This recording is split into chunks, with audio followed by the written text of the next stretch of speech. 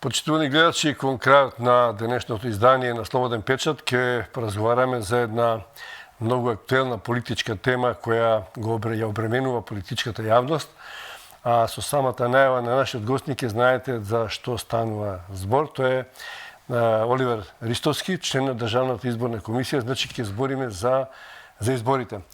Добар ден, господин Ристовски. Добар ден. Слушнахме неодамна од вашиот председател на Државната изборна комисија дека ДИК е подготвена за избори во било кое време. Дали таму се случува нешто? Дали вие сте спремни за избори? За кој термин за изборите? Бидејќи се шпекулираше нели за заеднички избори, за одвоени избори, па термините се поклупуваат или не, има различни политички ставови околу тоа, дали треба да бидат заедно или одвоено. Како е во ДИК атмосферата? Ние не се мешаме во тие политички ставови, ниту во проценките на политичките партии, кога ќе бидат и дали ќе бидат споени или одвоени. Изборите се спремаме континуирано. Значи во период кога не ни е изборен, како што е оваа година, ние се спремаме континуирано. Значи сметам дека сме спремни во глобала со тоа што нормално ќе зависи од датумот на избори, тогаш ќе почне поинтензивното работење на самата Државна изборна комисија. Така, да, но сега сите шпекулираат со датумите. Кој според устав ги определува датумите за одржување на избори? Ги определува председателот на собранието. Значи, он е надлежен да донесе одлука за датум на избори. И председателски, и парламентарни, секако во склад со роковите што се во законот. Значи, негова е одлуката. Мислам дека он сам кажа така, господинот Џафери, дека партиите нека се договорат, нека излезат со предлози и он ќе ја почитува нивната волја и ќе го одреди датумот на избори. Во спротивно, на почетокот на 2024 година, он го има правото да донесе одлука за... Тоа се две одлуки всушност. Едни се за председателски и една за парламентарни избори. Кога најрано треба да се случи тоа, да речеме, ако се одвоени, тогаш? Ако се одвоени, мислам дека он ни го спомна денот што веднаш после Нова година, околу Божич, он веќе може да ги распише председателските избори. А покасно ќе дојдат и распишувањето на парламентарните избори. Тоа согласно роковите, 70 до 90 дена од пред денот на изборите во зборувам за председателските избори. Се ако вратите тие 3 месеци, отприлика толку. Иако реално Државната изборна комисија од досегашното искуство со претходни изборни циклуси, и со локалните избори кои беа 2021, нас ни требаат околу 60 на дена. Тоа се роковите, всушност, во кои мораме да ги спроведеме одредени действија, не нарушувајќи законски рокови за политичката кампања, за увидот во избирачкиот список и слично. Тоа е прилика периодот кој е доволен за Државната изборна комисија да биде спремна за избори. А за парламентарните избори како? Значи, мандатот на овој состав на август негде. 4 август завршува. Ако не се лажам, да, 4 август. Значи изборите беа во јули. Да, 15 јули беа изборите. Слушаме дека ќе бидат редовни парламентарни, ако бидат редовни од 5 мај до 15 јули па биде. Да, вклучувајќи и техничка влада 100 дена, тоа така. Тоа е претходно, да. Да. Бидејќи остана околу тоа немаше некој нов политички договор дали ќе се така не, така слушаме, да. Остана работите. Но кога вели председателот на собранието да се договорат партиите, дали тоа генерално сега слушаме две тези, тоа се договарат работни групи во парламентот, бидејќи станува збор за пратеници, или треба, како што бара ВМРО да помене, лидерите на партиите да се договорат како адхок некој тело. Како е полегитимно и легално се. Се е политика, може да е јасно дека е така, но ако се држиме до некои правила, тоа е оставено. Сега веќе постојат некои работни групи во кои што за Државната изборна комисија се едно. Во каков формат они ќе се договорат да се состануваат, во таков нека се состанат. Нас ни треба само таа одлука кога ќе се донесе, така е, и ние после почнуваме. Тоа е, вие сте подготвени како комисија да ги спроведете на начин на кој што ќе биде решено. Меѓутоа, дали има разлика во постапката и процедурата ако се одвоени или ако се споени? Дали е покомплицирано да се заедно или е поедноставно да бидат издвоени? Дали чини повеќе или помалку ако се одвоени, бидејќи тоа беше едно од прашањата, дека ќе чина 30 до 40% поскапо ќе биле, мислам дека рече Даштевски, ако бидат издвоени. Дали навистина е толку поскапо? Не, мислам дека не е точно таа информација.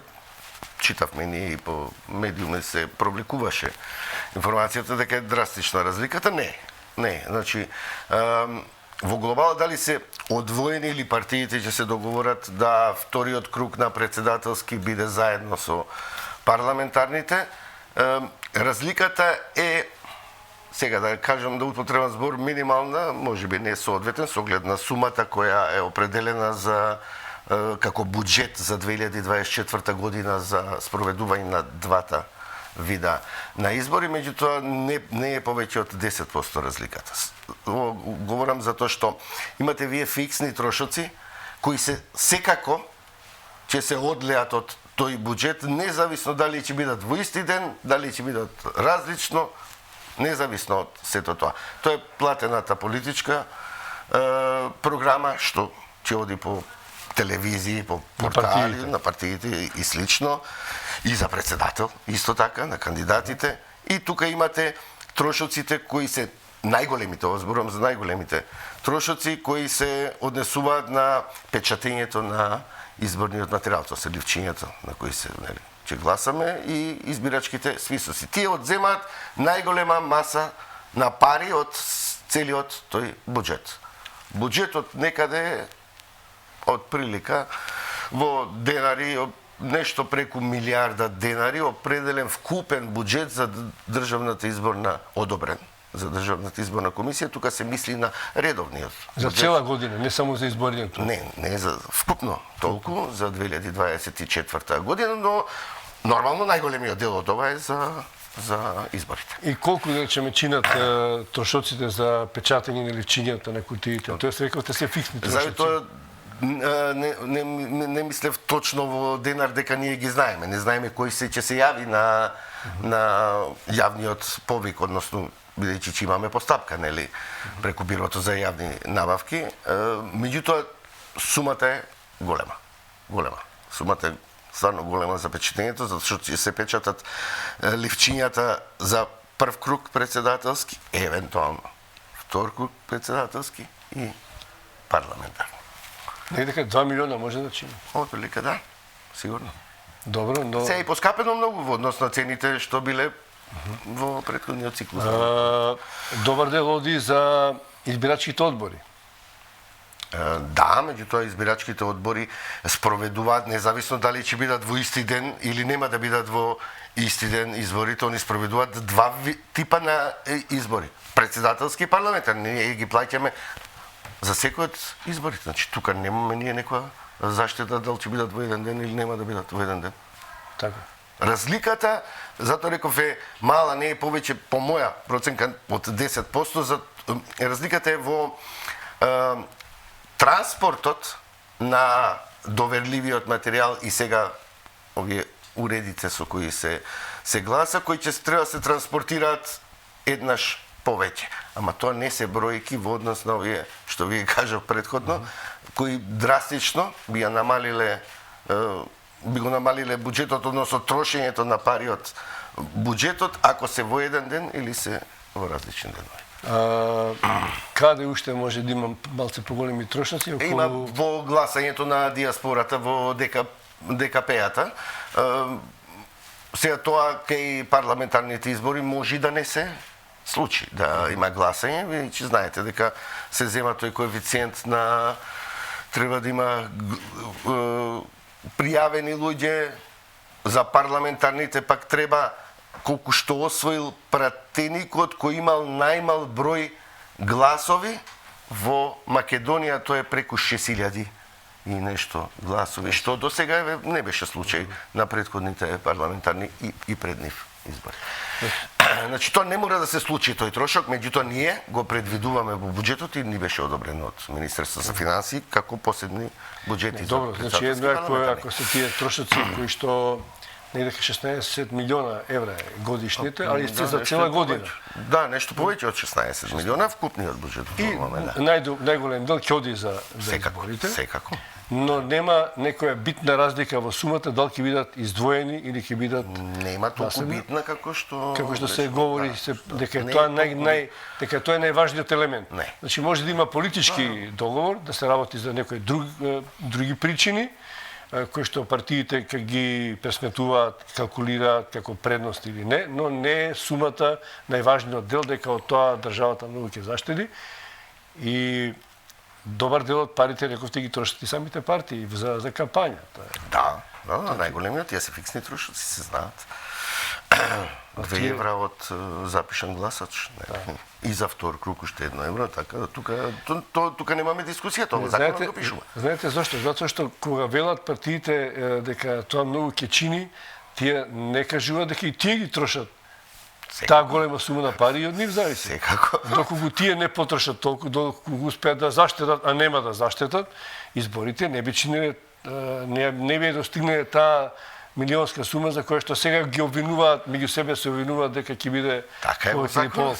Ние ги плаќаме тие пари, а тие ги трошат, но не ги троши сама ДИК, ги трошат самите партии како дел од изборниот. ДИК тука е само сервис де факто за плаќањето, инаку нашата работа се спроведувањето на избори, тука треба концентрацијата да биде најголема всушност на денот на избори и самиот изборен процес. Они дури оптеретување што го имаме во законот околу медиумите, бидејќи ние тоа мораме сега да го платиме, анализи да гледаме и слично се оптоварува службата, иако ние немаме ништо со тоа, нели? Така. Довербата во ДИК, дали е според ОПСЕ, ОДИХР, во спроведувањето, мислам дека во извештајот имаше позитивни оценки за тоа како во Македонија на демократски се спроведуваат изборите. Да, имаше анкети, не само од ОПСЕ, ОДИХР, имаше анкети од други организации и можам да ви кажам дека од сите можни вака актуелни и политичари и слично, ДИК има најголем рейтинг. Одличен рейтинг има ДИК. Што говори за државата дека во изминативе години постигнала еден степен на демократичност да спроведува успешни избори. Се надеваме дека овие кога и да бидат, ќе бидат така спроведени, иако политичките тензии растат и се може да се случи во кампањата, негативна кампања, црна кампања, може би да има подкуп, не знам, не подкуп, бидејќи сега има многу партии кои што се во стек. Една од опозицијските партии прокламира дека тоа е референдумско изјаснување, што значи го подкрива психолошкиот момент кај граѓаните, што создава една мала, наместо да ги релаксираме односите, ние создаваме тензична атмосфера меѓу луѓето. Говоревме пред малку во времето на социјализмот, изборите беа свечен чин. Сега некако стана еден надпревар во кој што треба да биде всушност. Мислам дека така треба да биде.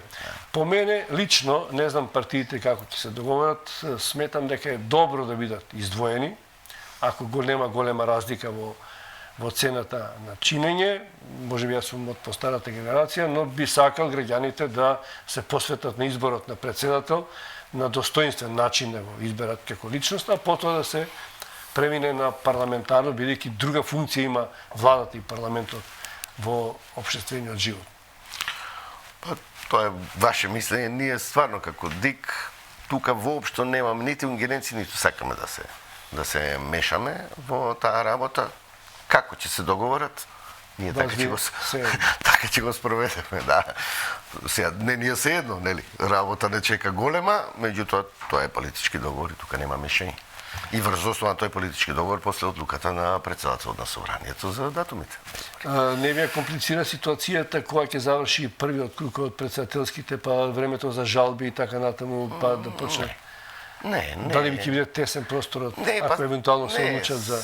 Не е страшно. Не, па и ке локалните ги имаме, ке градоначалниците, нели, во дел од општините, кога имаме втор круг, ги имаме истите 14 дена. Не, ние ќе го постигнеме. заедно со нормално управниот суд, ако дојде после тоа по тужба во управен суд, ќе го постигнеме. Тоа максимум е 8-9 дена целата процедура. Добро, не сакате политички да коментирате, но што е предпоставката? Зошто едните, да речеме, повеќе навиваат да бидат споени, а другите сакаат да бидат издвоени? Затоа што, да речеме, јули може да нема, во летото нема голем одзив, а ВМРО може би смета токму на поголем одзив на гласачи, па затоа инсистира да бидат споени. Додека Може би сега. Стварно не знам кои се пресметките на политичките партии и од која точка поаѓаат при овие имате искуство, може изјави. да предпоставите како е... Имало споени избори, имало, значи не дека немало. Не, кога е одзивот поголем, кога е во лето, кога не е во лето, знаете. Во тој аспект, не е тоа политички став ваш, него ваша проценка од летниот период искуство. секогаш во Македонија, особено откако ќе се распуштат нели училиштата, се оваа година, то покасно е 17 јуни ќе биде, нормално македонскиот народ, тој што може, сака да оди во Грција и слично на одмор, и тука баш во летниот период е малку покомплицирано. Може го намали одзивот. Па, секако, знаете. Тоа е логично. Да. Логично, не е... Меѓутоа, како ќе се договорат, така. Од 5 мај натаму може да бидат парламентарните, и тоа е тоа, за да бидат редовни, како што рекоа дека ќе бидат редовни. Зборувам за тоа, за не може секогаш.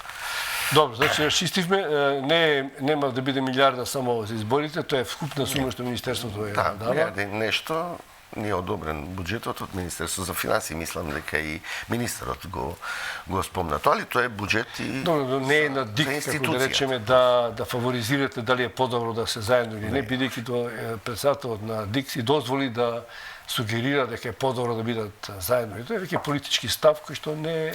Тоа беше негово мислење, јас не би сакал политички ставови да изнесувам, нити треба да изнесуваме ние како членови на ДИК политички ставови. Наше е да ги спроведеме изборите и толку. И благодарам што бевте гостин во Слободен печат. И посакувам успешна работа, како и да биде решено од страна на партиите. Фала толку. Тоа беше Оливер Ристовски, член на Државната изборна комисија, со кој разговаравме колку би чинеле, како може да се спроведат фер демократски избори, без разлика дали ќе бидат споени или одвоени.